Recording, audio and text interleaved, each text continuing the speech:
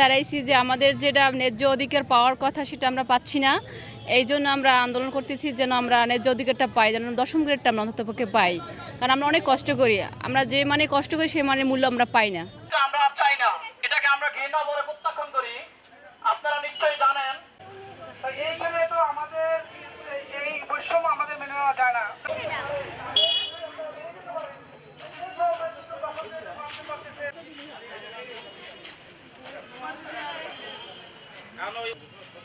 ধন্যবাদ সবাইকে।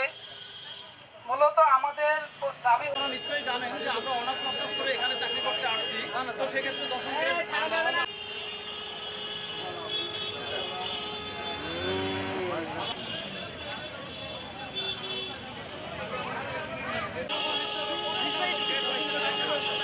শিক্ষক, আমরা হলো জাতি গড়ার কারিগর। আপনি জানেন যে একটা মানুষের জীবনের প্রাথমিক যে লেভেলটা, প্রাইমারি লেভেলটাই তাকে গড়ার মতো সবচেয়ে উপযুক্ত সময়। আমরা যদি একটা প্রাইমারি শিশুকে সুন্দরভাবে দক্ষভাবে গড়ে তুলতে পারি, সে একজন দেশের সুনাগরিক হবে। এবং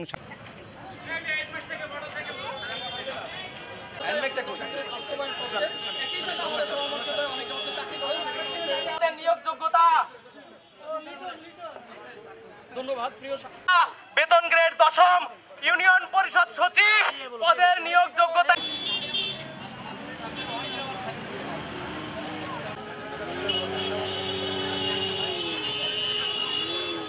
এক ধাপ উন্নীত করে 12তম গ্রেড বেতন বৃদ্ধি করার জন্য প্রস্তাবনা। খরচ হাজার হাজার হাজার হাজার টাকা, সেখানে আমাদের 300 টাকা বিক্রি করতে উনি কি তাদের কতদিন একটা প্রস্তাবনা দিয়েছেন, যেখানে অনেকগুলো আমাদের দিকে কোনোভাবে কর্ণপাত করেন না। তারা আমাদেরকে বৈষম্যমূলক 13তম। আমরা শিক্ষক, আমরা থাকবো শ্রেণীকক্ষে। আমরা আমাদের দাবি বাস্তবায়নের জন্য কেন আমরা আমাদের এইভাবেই দাঁড়ান বাস্তবায়নের জন্য আজকে রাজপথে দাঁড়িয়েছি। আমাদের এই সমযোগ্যতা সম্পন্ন সমযোগ্যতায় আমরা অন্যান্য বিভাগে যেসব জিনিস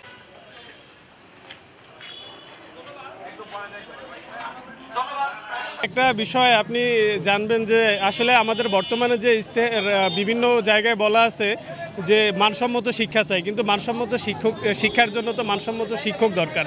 আমরা এখানে যে সকল শিক্ষকরা নিয়োগপ্রাপ্ত হয়েছি সবাই কিন্তু পোস্ট গ্রাজুয়েট এবং গ্রাজুয়েট করা। তো এই গ্রাজুয়েট পোস্ট গ্রাজুয়েট টিচাররা এরা কখনোই 3য় শ্রেণীর কর্মচারীর মর্যাদা নিয়ে শ্রেণীকক্ষে প্রাণপণে মানে একদম উচ্ছ্বাসতা নিয়ে সে কিন্তু শ্রেণীকক্ষে পাঠদান করতে পারবে না।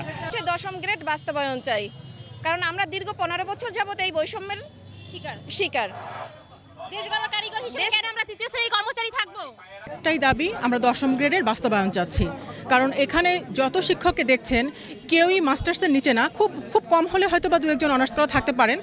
এবং এই গ্রেডের যে বৈষম্যটা, এই বৈষম্যের কারণে কিন্তু অনেক ভালো ভালো ছাত্রছাত্রীরা যারা বিভিন্ন ভার্সিটি থেকে পাশ করে শিক্ষকতার পেশায় আসেন কিন্তু আবার চলে যান। যখন তারা ভালো গ্রেডে কোনো চাকরি পান তারা কিন্তু চলে যান। কিন্তু শিক্ষকতা পেশাটাকে কেন মানুষ এত ছোটো চোখে দেখে বাংলাদেশে? আমরা যদি বিশ্বের উন্নত দেশগুলোর দিকে তাকাই, সেখানে কিন্তু শিক্ষকদের মর্যাদা অনেক উঁচুতে, এবং এই সম্মানের সাথে মর্যাদার সাথে টাকার একটা সম্পর্ক অবশ্যই আছে, এটা আমাদের মানতে হবে। শিক্ষকরা এখন আমরা যে 13তম গ্রেডে বেতন পাচ্ছি, বর্তমানে দ্রব্যমূল্যের ঊর্ধ্বগতি, একটা পুরুষ শিক্ষকের পক্ষে সংসার চালানোটা অনেক মুশকিল হয়ে যাচ্ছে, কারণ তার উপরে পুরো ফ্যামিলির দায়ভার থাকে। এবং মহিলারাও যেহেতু এখন অনেক পরিবারের দায়িত্ব নিচ্ছেন অনেকেই, তাদের পক্ষে এটা অনেক অসম্ভব হয়ে যাচ্ছে। আসলে আমাদের একটাই দাবি, এক দফা, আমরা 10ম গ্রেড বাস্তবায়ন চাই। একজন শিক্ষক সে যদি স্বতঃস্ফূর্তভাবে মানসম্মত শিক্ষা দেওয়ার দায়িত্ব হচ্ছে শিক্ষকের, সেই শিক্ষক কখনো কর্মচারী হতে পারে না। কারণ শিক্ষক যদি কর্মচারী নিজের কাছে যদি মানহীনতায় ভোগে, সে কখনোই মানসম্মতভাবে শিক্ষা দিতে পারবে না। আমরা যদি বহির্বিশ্বে তাকাই, দেখা যাবে কি সেখানে প্রাথমিক শিক্ষকদের সর্বোচ্চ জায়গায় তারা জায়গা দিয়েছেন। সেখানে আমরা অনার্স মাস্টার্স গ্রাজুয়েশন কমপ্লিট করা সত্ত্বেও বিভিন্ন ইউনিভার্সিটির স্টুডেন্ট, ভালো ভালো প্রতিষ্ঠান থেকে আসা সমস্ত স্টুডেন্ট থাকা সত্ত্বেও তো আমাদের মানসম্মত তারা দিচ্ছে না। আসলে আমাদের জীবনমানের যে বর্তমান অবস্থা, এটার উন্নয়ন ঘটানোটা খুবই দরকার। একজন শিক্ষক মানুষ গড়ার কারিগর, সেখানে আমাদের জীবনমানের যদি এই অবস্থা হয়, যেখানে অনার্স মাস্টার্স পাশ করা একজন মানুষ, একজন নার্সের কথা যদি আমরা বলি যারা 10ম গ্রেড পাইতেছে, আমরা সেখানে কেন 12তম গ্রেডে পাবো? 12তম গ্রেডের বেতন কেন আমরা নিব? কেন আমরা এটা মেনে নিব? এজন্য আমরা সবাই মিলে এখানে মানববন্ধন করতে। আমাদের যথাযথ সম্মান, যথাযথ মর্যাদা যদি না দেয়, তো আমরা সেক্ষেত্রে কিভাবে পারি? আমরা স্নাতক স্নাতক তারপরে মাস্টার্স কমপ্লিট করে আমরা সেই শিক্ষক হয়েছি। এখন আমাদের যদি সেই সমমূল্য আমাদেরকে যদি না দেয়, সেক্ষেত্রে আমরা তো মানববন্ধনে নামতেই হবে। কারণ একই যোগ্যতা নিয়ে যেখানে সিনিয়র স্টাফ, তারপর হচ্ছে উপসহকারী কৃষি কর্মকর্তা একই যোগ্যতা নিয়ে তাদেরকে 10ম গ্রেড দেওয়া হচ্ছে, কিন্তু আমরা স্নাতক সমমান, আমরা একই যোগ্যতা নিয়ে আমাদেরকে কেন 13তম গ্রেডে রাখা হবে? আমরা কেন দ্বিতীয় শ্রেণীর মর্যাদা পাবো না? এটাই আমাদের প্রশ্ন। এটার আমরা এখনও আশা করছি এটা সুষ্ঠু একটি সমাধান হবে।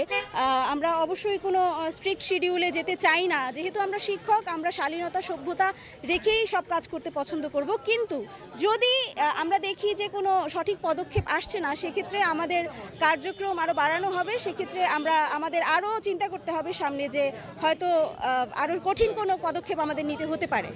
সেক্ষেত্রে আমরা অবশ্যই অন্তর্বর্তীকালীন সরকারকে আমাদের অভিভাবক মেনেই আমরা এই দাবিটি জানাচ্ছি, এবং অবশ্যই আমি জানি যে তিনি যৌক্তিক দাবি হিসেবেই এটাকে দেখবেন এবং এর কোনো সমাধান উনি করবেন।